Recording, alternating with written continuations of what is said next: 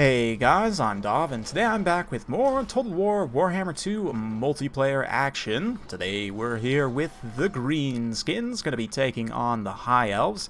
As you can see, we're starting off right straight with two BALLISTA-DONS. One of them actually has a skink chief on it, just for the extra, encourage and cold-blooded and everything. Not that I really have any units that would enrage, I guess, looking at it on second thought. But we've got a line of skink cohorts here, a second line of red crests, a high Slon's going to be leading the way here, and we've also got the Regiment of Renown Temple Guard to protect him, as well as the Regiment of Renown Pterodon Riders here for the extra good drop rocks. Been having some good fun with gyro bombers and pterodons lately, so we're going to be looking to have another bombing run here.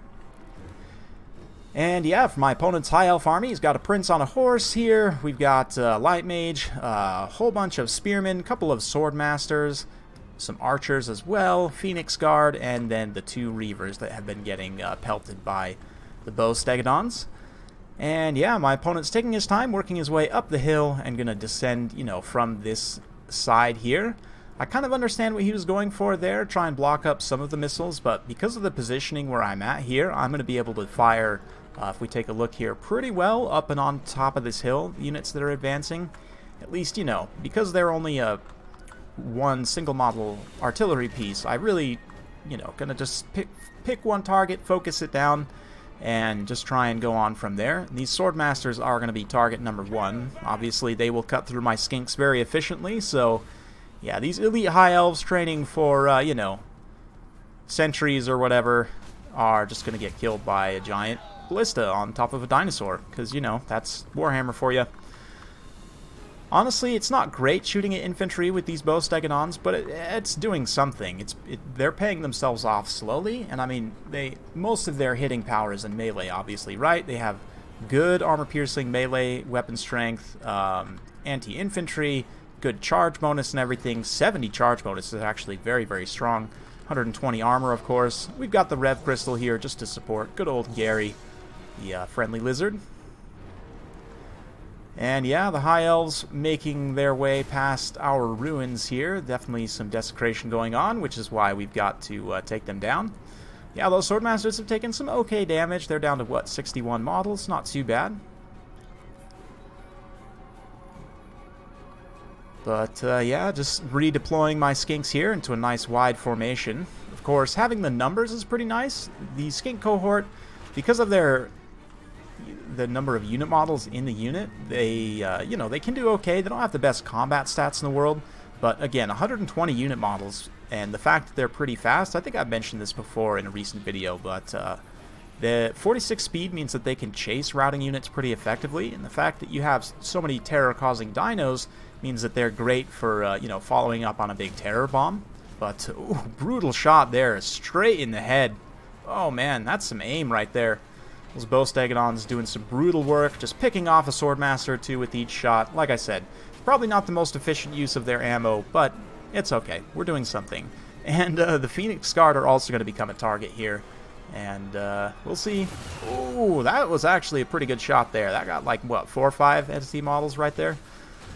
So yeah, High Elves realizing that they need to get in there, going to start advancing, and we're going to get all of these dinos and just start mashing on high-value units rather than trying to go after Spearmen or anything like that. So all three of these guys are going to switch into melee mode in just a second and go after those Swordmasters there. And the skinks are going to follow up in support, of course, just to give us plenty of bodies and to be able to soak hits here. Also will proc the rear charge penalty because the Spearmen turned around to face the monsters, and now they're getting rear charged by skinks. You can see very quickly the leadership drops, and we're going to run into a terror situation for those High Elf Spearmen, which honestly have pretty decent leadership to begin with. So yeah, this is what I'm talking about when I say Dino Mash. If you guys ever hear me refer to a Dino Mash, this is what I mean. Is having like 3 single entity models or more just standing on top of each other. I guess with the Lizardmen it's a Dino Mash. With everyone else it would just be a Monster Mash. But anyway, the Slon here dropping some healing. He's going to move forward with his Temple Guard. And we're also going to throw a Banishment over onto those Phoenix Guard on the low ground. You can see the Illyrian Reavers getting a pretty good rear charge here. They're going to rout off some of these skinks in the front line. Those Red Crests taking quite a bit of damage as well, but, once they turn around and start to poison the Reavers, it should be okay. But those Swordmasters obviously didn't hold up long to that Dino Mash. We're going to start to path into the back line to maybe go after those Phoenix Guard or other units. This infantry engagement isn't going great for me, but that's just fine. You know, we've been able to wear these units down pretty effectively, and now the Temple Guard can move in and start to finish things off here. You can see the Slann up on the high ground there. There's the Banishment on the Phoenix Guard, and the Archers out in the distance. Going to just wreck that unit of Archers. Do quite a bit of damage to the Phoenix Guard as well. And then the Slann starts to strike down these Swordmasters here. Oh man, I love the Regiment of Renown Temple Guard too. These guys just look amazing. Temple Guard in general are a pretty underrated unit in terms of their aesthetics, in my opinion. I think they look amazing, and especially this Regiment of Renown. They are just awesome. They're going to come down here and clean up these Swordmasters here. Not looking great for the High Elves at this point. The Prince is still in reasonably good shape, but there went the drop rocks. Almost missed it, but just landed right on top of those Phoenix Guards' heads and did a ton of damage. It will sunder their armor as well, of course, so that the Skinks will do a little bit more damage. Honestly, just because the Skinks have such terrible combat stats, they're really not going to make much contact there anyway, but at the very least, they're tying down those units for some time. Pawhawk Sentinels coming over to tie down this other unit of Archers here. And yeah, the Blood Statuette of Spite being used. It's an item that the Slann can take. It's actually, it does some okay damage. It's like a Melkos Mystifying Miasma. It's not amazing, but it does a little bit of damage. It doesn't have any speed effect, though. But, yeah, I tend to bring it if I bring the Slann, just to give him another DPS option to go after infantry and cavalry. The Red Crest's going to follow up here. The Pawhawk Sentinels have been tying down these Archers, and the little Skink Boppers going to get in there with their bopping tools. Start to whack those High Elves on the head. And you can see these tattered Phoenix Guard moved into the Regiment of Renown Temple Guard. We're going to hit them with an Apotheosis so they stay nice and healthy. Still 74 unit models at the moment, so definitely want to try and put some healing into them if we can. The Slann himself, you know, feeling very confident in the battle at this point with the Guardian aura from these guys, is going to move into combat. It's worth noting Guardian was recently nerfed. I want to say it was 18% before. It's only 15% now, but still. Slann obviously helping to rout off those Phoenix Guard. It's not going to be long until the High Elves are pretty much done for, but this is one of the main reasons why I'm not the biggest fan of Phoenix Guard in this specific matchup. The really elite halberds in general are only really good against Norska and maybe the Vampire Counts, in my opinion. There are some other niche situations where they might be pretty decent, but in general, you're just, in most matchups, you're just going to get either shot to pieces or just mashed on. And the thing about halberds is because they're infantry, they're usually relatively slow. They can't really keep up with the dinosaurs, and obviously they don't have the mass to pin them in. So dinosaurs, you know, monsters, other big, large mass single entity units can pull out very easily and just run in the other direction, right? Or else you can do like what I did here and get multiple on them, hitting them at the same time, because then all the Phoenix Guard, or whatever elite halberd you will, are just getting knocked around constantly. They can't get their attack animations in because they're just constantly getting battered and bashed, especially when there's like 3 or more single entity models. It's one of the reasons why tournaments tend to limit monsters to 3. In the Warhammer Cup rules, for example, you're limited to 3 monsters, single entity models as they're called. But yeah, it's going to be the end for the High Elves. That Prince can't hold out too long for against all this overwhelming lizardry. So yeah, in terms of this replay here, the breakdown, 105 kills on those Red Crests, not bad at all. 77 for the Slann himself with the 2 banishments and the Blood Statuette and everything. Really pretty decent option, all things considered. If my opponent had brought like a Star Dragon or anything like that, I had Tempest just in case. But you can see the Chief on the Stegodon, 89 kills, the other Stegodon, 97, and an XP Chevron. So yeah, monsters did well. 88 kills on the Star Chamber Guardians as well. These guys are absolutely awesome. They did their job perfectly, protecting the Slann because he basically took no damage. So yeah, it was a pretty decent game overall for myself. For my opponent, like I said, I kind of see what he was going for there, but just the infantry, just the elite halberds just don't work against the Lizardmen. The High Elves can have a pretty hard time in this matchup, potentially, depending on what the Lizards bring. The High Elves, their biggest issue is just they're not that great against big armored targets. You would think Phoenix Guard would be, but for all the reasons we discussed already, elite halberds just don't cut the mustard.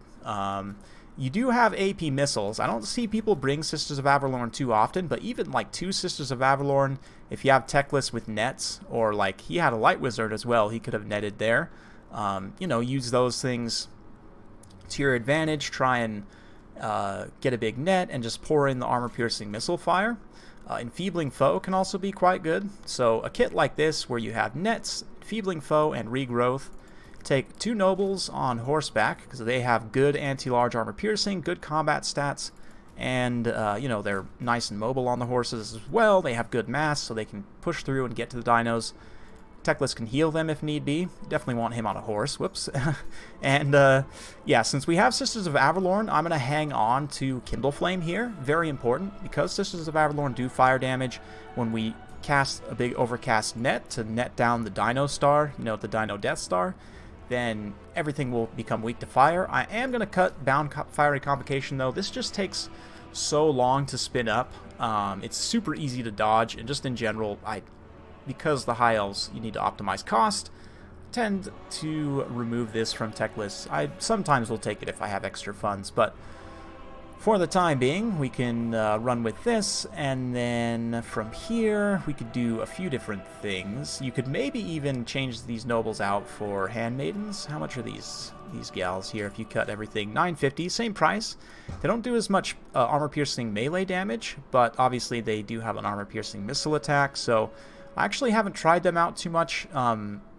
Supposedly their accuracy has been buffed. The reason why I didn't use them too much before is they just couldn't hit the broadside of a barn.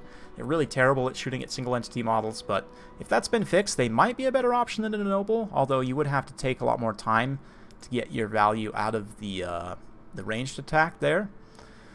But something like this, a couple of bolt throwers aren't a bad idea, again, to kind of pick away at dinos here. Lizards in the front line will mash over spearmen, but it's good to have them just to kind of protect here. The Regiment of Renown Pure Main Company are also pretty decent here. They'll trade okay against Saurus, and the Armor Sundering is good against dinos. Maybe a couple of other regular archers here, maybe a couple of reavers like he had just to protect the backline from skinks or whatever shenanigans. I'm a little bit worried about the anti-infantry power on this one. If you got, you know, just went up against a wave of Saurus, you might have some issues. So I think I would need to fine-tune this a little bit, but you guys kind of see what I'm going for here. The nets, armor-piercing missiles, you know, the bolt thrower to counterfire the dinos, anti-large armor-piercing on the nobles. You know, you kind of got to pick different tools than elite halberds, because elite halberds just don't work against the dinos, is the long and short of it, I guess. And hopefully you guys haven't got too bored with my rambling, but anyway, if you did like this video, be sure to give it a like, subscribe, check out my Patreon if you want to support me more personally, get to know me a little bit better. Thank you all very much for watching, and we'll see you next time.